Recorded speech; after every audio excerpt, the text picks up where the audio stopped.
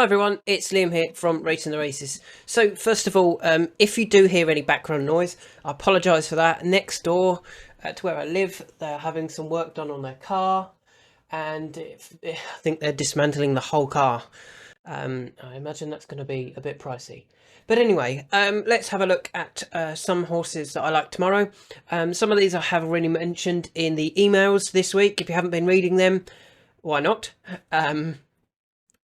So let's kick off with one that I haven't talked about yet in any emails, and that is going to be in the 115 tomorrow at Wetherby. Choose the News. I kind of feel, so I was going through this race yesterday, and I'm like, oh, that's a very unexposed horse. Yeah, I like the form of that. Oh, that's going to be short. That's going to be 6-4, 5-4 sort of thing. And then I looked at it, and initially they were 3-1. Now that's not available anymore, but you can still comfortably get 5-2 about the horse. That really surprised me, and I kind of feel that it's almost being based on Mark Walford and Jamie Hamilton. It's not being ridden by Harry Cobden. It's not being trained by Nicky Henderson. It's not being, it's not got the high profile trainers or jockeys. But I think the horse's form is actually really good. Even when it finished second to Giovinco in a handicap chase, it ran well for most of the way, to be honest. Okay, it was up against it that day, but I thought he ran well enough to suggest that, yeah, he could win a race off his current mark. He then actually dropped massively in the handicap after that, or dropped back to his official mark of 119, and ran well against William of York and Hello Judge in another race that I thought was pretty good. I thought those two that beat him were the right two that day. And yeah, I thought that form was pretty nice, to be honest. He then went to Newcastle on heavy going and won a 2.5 mile handicap chase, beating Pay the Piper and Cornerstone Lad. Now, Pay the Piper had dropped massively in the handicap to 129. But to be fair to Pay the Piper, he's done all right since. He's finished fourth for second, first, and has gone back up to 138. So he might have bumped into a decent Pay the Piper. Obviously, Cornerstone Lad had previously run well in fighting fifth. And then even last time out, I wasn't disappointed with his effort, finishing second to Playful Saint. Now, I had highlighted Playful Saint for a couple of years, suggesting that he wasn't really fulfilling his ability. And maybe going over fences really turned the corner for him. He beat Choose the News, and then he won again next time out off a 136, off a £4 higher mark. And yeah, really demonstrated that he was a much better horse than what Choose the News got beat by. Choose the News, when he took on Choose the News, he was running off 132. If he ran now, he'd run off 143. Well, the fact that Choose the News was running off 121 and is only up £2 to 123, I don't think there's a really well handicapped Playful Saint in this race. Nor if we look at the horse that Choose the News beat that day, it was what do we want? He'd just been really highly tried, hadn't he? I mean, he'd gone from the Grade 1 Stayers Hurdle. He'd only went off 22-1 for that at Punchestown in April 2023. He'd finished third in a beginner's chase by a Classic Getaway, third in a Grade 1 Ballymore at Cheltenham. What do we want is actually quite a nice horse. So for Choose the News to have beaten that, I thought, that was a good effort. And I didn't feel this was a strong race at all. And yeah, I'd be really disappointed if Choose the News doesn't take all the beating here. And at 5-2, I was very surprised that he was as big as that. Is it the ground? He won on heavy, but he also finished second to Playful Saint on good to soft. I think that run would be good enough to win this, personally. Another reproduction of his second to Playful Saint, and he would win. So the ground being good, I don't think that's going to be too much of an issue, really. And I think Choose the News is the one to beat in the 115 at Wetherby. Moving on to the 130 Ascot, there's a couple of other races that we are going to talk about, but they currently don't have any prices, so I've skipped those at the moment, and we'll come back to those at the end. But the selection that I'm going for in the 130 is a horse called Bad. Now, I was looking at this race with two horses in mind. It was Bad and Authorised Speed. Both of those can win races this year, particularly over fences. Bad is going over fences now for the first time, and he's going to Ascot, which is probably the right place for him. It's the place that he performed best at. He's finished third to Knickerbocker Glory in a good handicap with Altabelli in second. That was the Seat Unique handicap that I think we might be looking at our Coupe this year.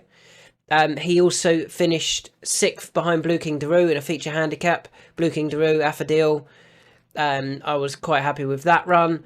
And he's also come back and finished second to Mott Hill in another handicap hurdle over 2 mile, 3 furlongs and 58 yards. Now, he only got beat ahead that day. He beat our Coupe, Teddy Hill, Irish Hill. A good performance, I thought. He's never quite fulfilled his ability over hurdles, I don't feel. He's gone off a short price for a lot of races. He went off 5-2 for a race at Ascot. He's gone off 9-2 joint favourite, 5-1 joint favourite at Sandown in the Imperial Cup, and 17-2 for a handicap at Sandown, which again he didn't really run his race. Maybe he just hates Sandown, but the fact that he went off 5-1 joint favourite last year for a handicap hurdle off 126 for an Imperial Cup, off 126. He's starting life over fences now as a 5-year-old off 123, so he's actually a £3 lower mark now. I think that gives him every chance. He's back at Ascot where he loves, and if that chasing really does work at this stage in his career, there's definitely more to come from this horse. He just needs things to go right. We can also go back to his Boodles form. We've got to remember he went off 5-1, second favourite for the Boodles back in 2023. They really like this horse. It just hasn't quite worked yet. But at least he's going back to Ascot where he does perform. And if going over fences really does bring out the best of him, and it doesn't even need to bring out the best, just a little bit more, I think he can win this race tomorrow, and he is now being backed accordingly. You can still get 6s. We never talk about Bet365, and if there's an outlier, that doesn't count. So you can still get 6-1 about Bad. I don't think that's a bad price. I think there's plenty of negatives about some of the others, including Leader in the Park, who is also declared to run at Carlisle the following day. And with that in mind, and they're both trained by Ben Pauling, it wouldn't surprise me too much if Ben goes, we'll go for that race at Carlisle with Leader in the Pack, and we'll go for this race with Bad. And that would obviously shake up the market significantly. So Bad is definitely one I'm keen on at Ascot. Moving on across the water to Down Royal. And I think there's a standout one in this. Carla Conti. Yeah, she's favourite. She's going to take all the beating, isn't she? She's running in a handicap hurdle. Let's just load up her price. Or load up the odds so we can look at her price.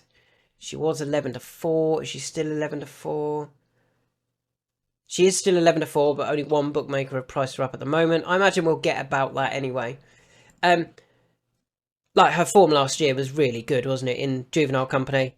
She finished second to Nürburgring. Obviously, Nürburgring come out and won was it a Galway Hurdle that horse has won?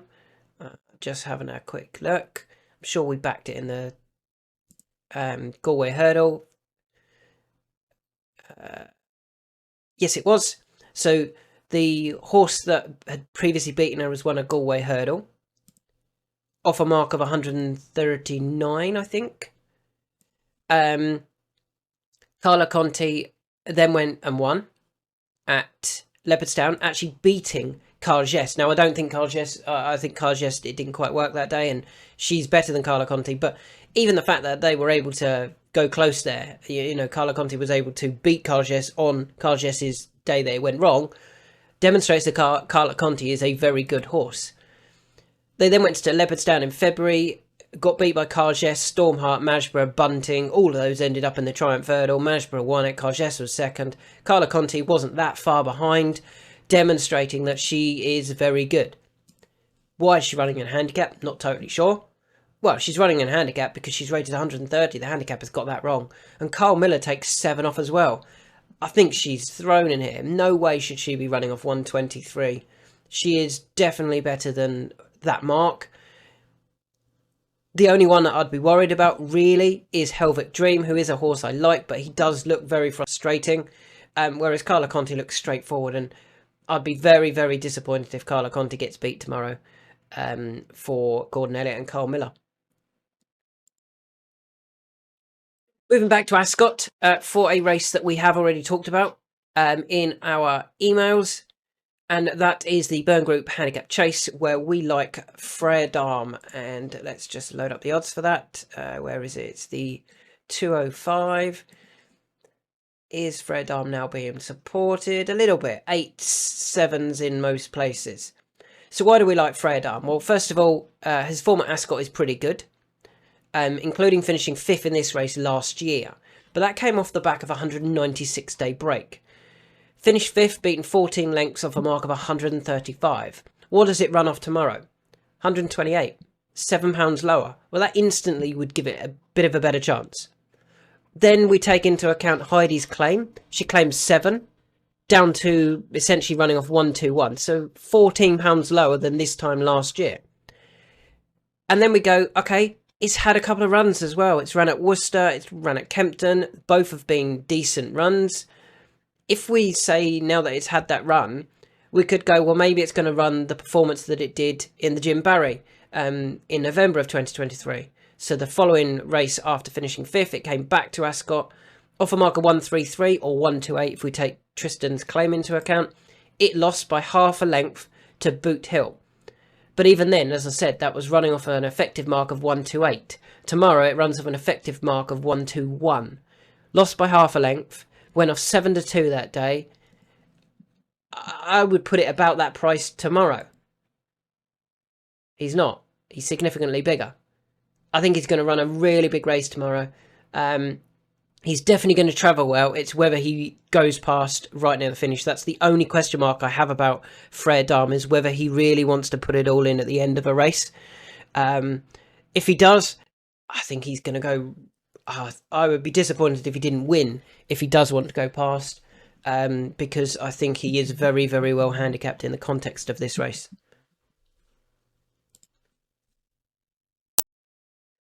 Moving on to the 222 at Wetherby. Now, I like this horse. It wouldn't surprise me if Dan actually takes a few of his out tomorrow. The horse I like here is Katira. Dan's just taken one out now. I'm just going to quickly load up on my other screen. BHA update. Let's see what he's taken out. I believe he's just taken out West Balboa after a disappointing run from Car D'Estrevelle. Are they taking any others out? Grey Dawning's come out. Heltenham's come out. So, yeah, a few of Dan's have already come out because of the ground. So, if she's allowed to take a chance, though, I do think Katira is the one to be on here. Her form is really strong. She was one of our selections at Aintree last year when she got really well supported and went off the 5-1 co-favourite for a handicap, at which she won. Now, she won in the style that definitely a step up in trip would suit. You know, she can get further. And she goes up in trip now to 3 mile for this grade 2. Because she's a mare, she obviously gets the mare's allowance, which I don't really think she needs. I think she's as good as most of these. And to be honest, I think some of these are... There's question marks about them. Dashel Drasher is 11. Thunder Rock just looks... I don't think Thunder Rock is a graded horse. I think he was a well-handicapped horse last year, but they've messed that one up. Sandor Clegane, I can't really work out. I think the others aren't good enough. Sandor Clegane, I kind of feel is being run here for another race in mind, back over fences, whereas Katira is here to win. And the fact that she's available at 3-1, I think that's a good price, to be honest, when I've got question marks about so many of the others. Sandor Clegane is being aimed at another race over fences. Thunder Rock I don't think is a graded horse. Dashel Drasher could be too old. Twig is another bit surely being looked after with fences in mind, and the other two probably aren't good enough or not the horses they used to be. So I think Katira is quite a straightforward one here in terms of being a selection. It's all about whether Dan decides to let the horse run or not. Moving on to the 315 Ascot, another one that we've talked about in our emails. And the horse I like here, let's have a look at the current price. 315 Ascot. The horse I like here is Affodil, who's a big price. Still now, even at you can get 20 to 1 still about Affodil. I think that's a big price, to be fair. Affodil's done nothing wrong really in handicaps. He's very consistent, particularly last year. After a couple of runs where he disappointed at Cheltenham and then pulled up in the Greatwood Hurdle, he then started to get going. Finished third in a handicap at Taunton, third at Musselburgh in a Hogmanay Hurdle, a win in the Scottish County, a fifth in the County Hurdle at Cheltenham, a third at Aintree, a fourth in the Scottish Champion Hurdle. All really good efforts. Maybe he needed the run last season. Let's start again. Maybe he needed the run last time out, particularly being a Paul Nicholls horse, Paul's horses seem to all need the run at the moment. And I was quite, happy with that. I thought, yeah, okay, next time we'll get on Affodil. The fact that the handicapper then dropped him £3 as well, I think that's very kind. He's £3 lower than when he was fifth in a county hurdle behind Absurd, Loaded Sood, Pied Piper, Magical Zoe. That is really good form, isn't it? And yeah, I kind of feel that he's going to run his race. He's back at Ascot as well, which I think is a positive. He's only been here the once. He finished second that day behind Blue King Daru. Now, Blue King Daru was winning off a mark of 127 that day. He's now rated 150, so £23 higher. Affodil is going to run off 127, just £6 higher than when he ran. And with the jockey claim, you could actually say he's only running off a £3 higher mark. On his Ascot form and his form in handicaps, Affodil looks like a real solid selection that's going to run a big race. It's whether he can get his head in front. Are these well handicapped at the head of the market? Are they ahead of their marks? We're not sure. Affodil will probably run a good race. It wouldn't surprise me if he finishes in the top 3, and if he can get a win, that'd be obviously even better. Moving on, 3 more to go. We'll move on to the 345 at Ascot. And the horse we like here is another Dan Skelton horse. It's Miles from Wicklow. I'm surprised Venetia Williams isn't running Victorino in this, but maybe it's due to the ground. The good ground might be against Victorino. But we've gone with Miles from Wicklow. What do we like about Miles from Wicklow? His form's pretty good. He's quite a solid horse. Again, his recent runs, first, second, third, second. He won at Market Raisin off a £10 lower mark. He then went to Uttoxeter and finished second to Your Darling. Now, Your Darling is one of those horses that goes up and down in the handicap. When he wins, he wins. When he doesn't, he drops. I mean, Your Darling's last 3 runs are first, pulled up first. He's got some really nice form, Your Darling. So finishing second to that horse wasn't a bad effort at all. And he tried to make most of the running that day, Mars from Wicklow. They then went to Market Raisin, and the same again. They were very prominent. He went off the 2-1 favourite, and just couldn't go with them, I felt, when they quickened late on. And similarly, again, last time out, over 2.5 at Market Raisin. Finished second to Hidden Depths, who they reoppose. And I feel Hidden Depths was just able to sweep past quickly, whereas Mars from Wicklow tried to go forward and make most of the running.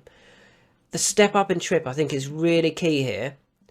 And he's coming from a different type of form line from most of the rivals, which I feel will help him or keep his mark, keep his price at a decent price, basically.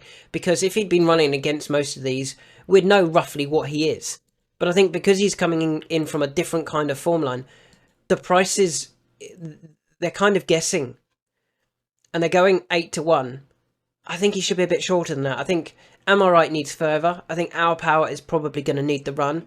Chianti Classico, they're going to be wanting graded races, aren't they? So they won't be going all out for him here.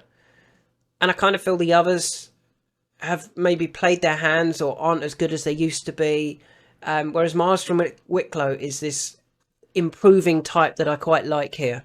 And I'm hoping for a really big run from Mars from Wicklow. We've got two more to talk about that I do want to talk about. There's currently no prices about them, but I still want to mention them. And we will keep an eye out for the prices. Let's just load up the two races. It's this one here, and it is this one here. Let's have a look, see if any of them priced up yet. Not yet, and they definitely won't have for this race. So the two other horses that I'm very keen to keep an eye out for their prices. The first one is Hellhound, who runs off a mark of 106. And Callum takes a very useful 7 off. Now, I think his form is pretty good. Second in a maiden point-to-point, beaten by Jalon Dudery. Now, that's good form. Then went for a bumper. You can kind of ignore bumpers when they go over hurdles and stuff. But he did actually then go and win a bumper himself before running in a maiden hurdle at Southall and beating Skyjack Hijack. Now, Skyjack Hijack is massively in form at the moment. He's gone and won his last 4 races over hurdles and fences, and is now he was last seen winning off a mark of 113. He's going to go up. He's going to go up to like 120, 125. Hellhound beat that horse, and then the only disappointing run from Hellhound was maybe last time out when he was third behind Reach for the Moon and King William Rufus. Now on that day I had King William Rufus as being a really good sort, but was watching the other two as like, if they run well, they'll be interesting next time out. Reach for the Moon, the former flat horse, did actually win the race. And then went off favourite off 114 for, went off 4-1, sorry, for a conditional jockey's handicap, rated 114. He went off the 4-1 second favourite. The race didn't really pan out at all. It was won by a 33-1 shot. The 2 at the head of the market, or the 3 at the head of the market, really, all disappointed. I think the back 5 were the shortest 5 prices, and the front 4 were the biggest 4 prices, suggesting the race just didn't work, and it's not a race to really take into account. But that was off 114. Now, the fact that Hellhound's going to run here off 106, when he wasn't beaten that far by Reach for the Moon and King William Rufus, I think he's got a huge chance in this conditional jockey's handicap. I think he's going to be the one to beat. He's very unexposed. He's only had the 3 runs over in under rules. He's only had the 2 over hurdles. I think it's 2 over hurdles, just checking. Yes, 2 over hurdles. He's now into a handicap straight away. I think they're running him in a handicap, not a novice event, because he's very well handicapped. And it'd be interesting to see what price they do open him up at. Because he's Neil Mulholland and Callum Pritchard, I'm hoping the likes of Nick Henderson's horses, Sam Thomas, Paul Nicholls, maybe even like Joe Tizard's horses are priced a bit shorter because of the more prominent connections. Whereas Hellhound might be a decent price based on connections, but I think he's the one that looks the best handicapped in the race. And the final horse that I'm going to be watching, I imagine this is going to be quite short tomorrow, Tripoli Flyer.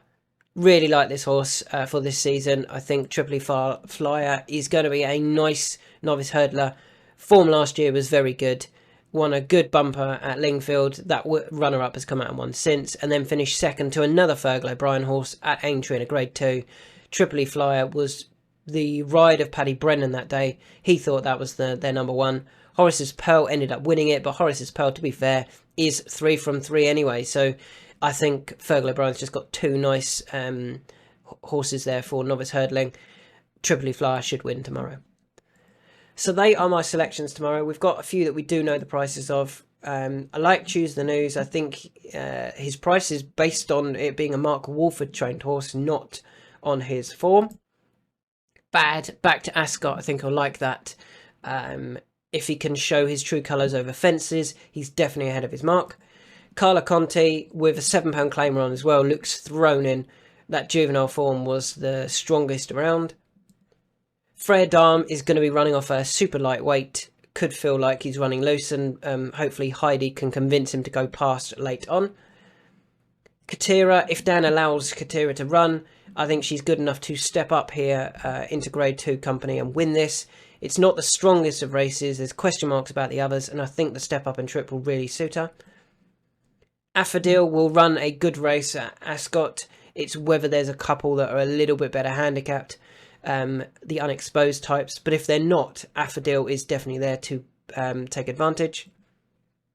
Mars from Wicklow comes from a different type of form line in terms of he's coming up, whereas all the others are kind of coming down or around this sort of level. I think that will really suit the step up and trip as well.